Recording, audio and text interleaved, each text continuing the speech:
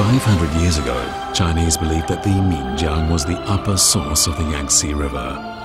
The complex geographical features of this area, combined with the fact that very few people lived here, gave the Minjiang River Valley an air of mystery.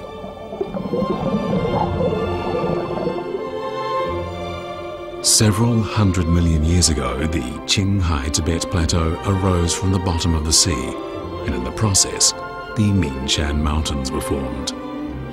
This mountainous area is known as China's second geographic steppe, and it is the source of the Minjiang River.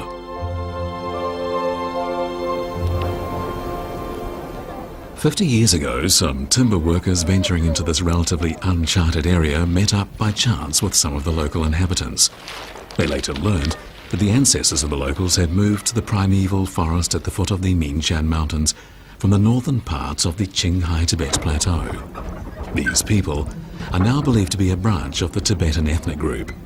They practice Tibetan Buddhism, but they also follow a number of more primitive religions brought here from Tibet by their ancestors.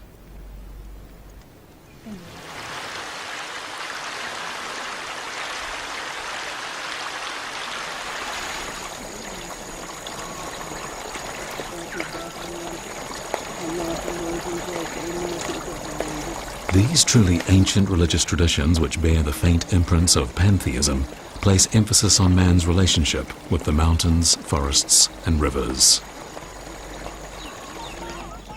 The ancient city of Songpan, established in the 9th century, was once an important outpost along the ancient tea and horse caravan road before the road entered Tibet. The Minjiang River flows around the city before it joins the Jinsha River.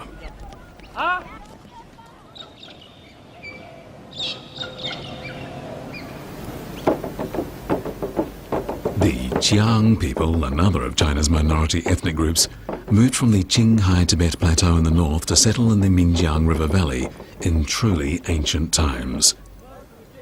The sorcerer is chanting an epic that tells the history of his people, a history that stretches back several thousand years.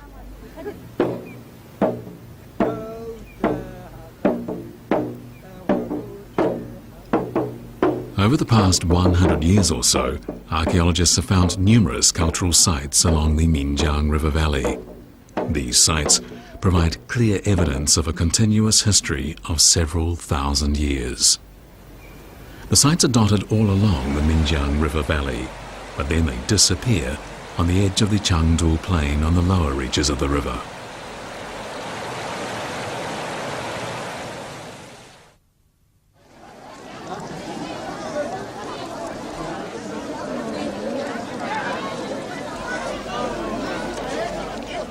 The Chengdu Plain is just a few hundred kilometers from the Minjiang River Valley, yet the people on the plain live a way of life that is entirely different from that led by the people in the mountains. At dawn, farmers on the outskirts of Chengdu start work on delivering the fresh flowers they have grown to the city. 滚滚长江东逝水呀，浪花淘尽英雄。是非成败转头空，青山依旧在，几度夕阳红。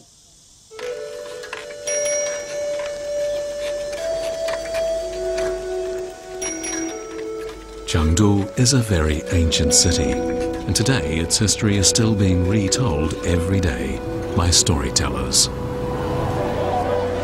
In the old neighborhoods, the local residents of Chengdu enjoy a leisurely lifestyle, even though the city is modernizing at a rapid pace.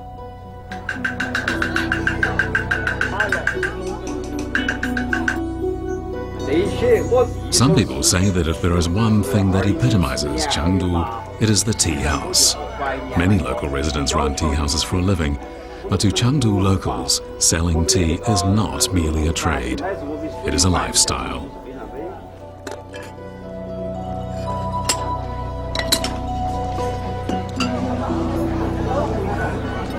Living in Chengdu means being surrounded by water. The Minjiang River passes right through the city from the northwest. As they sit together and drink their tea, the numerous customers that frequent the tea houses in the streets and alleys seem to be engaging in a ritual in honor of the Minjiang River.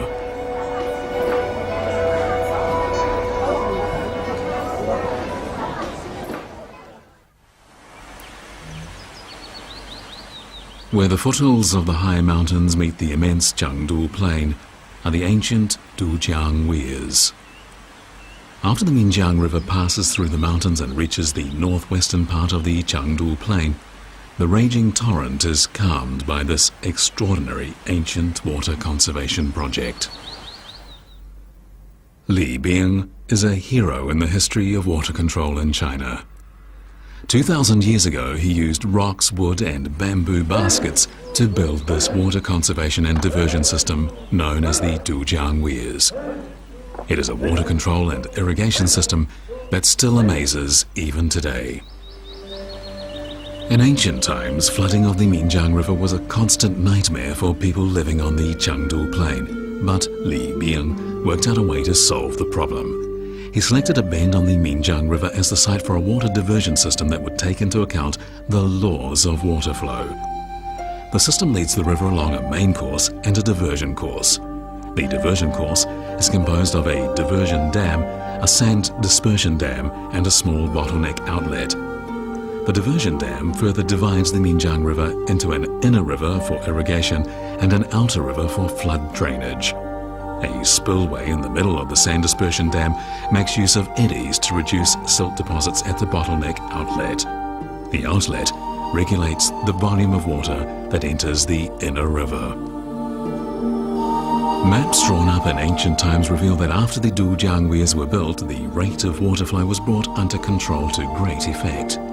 Some ancient books include details about the benefits brought to the Chengdu Plain by the Dujiang Weirs. The city of Chengdu had already been built by the 4th century BC, and even before the appearance of the city, the area was regarded as a fairyland of beauty. The earliest Chinese pictographic characters carved on bones and turtle shells, dating back more than 3,000 years, describe the inhabitants of the area.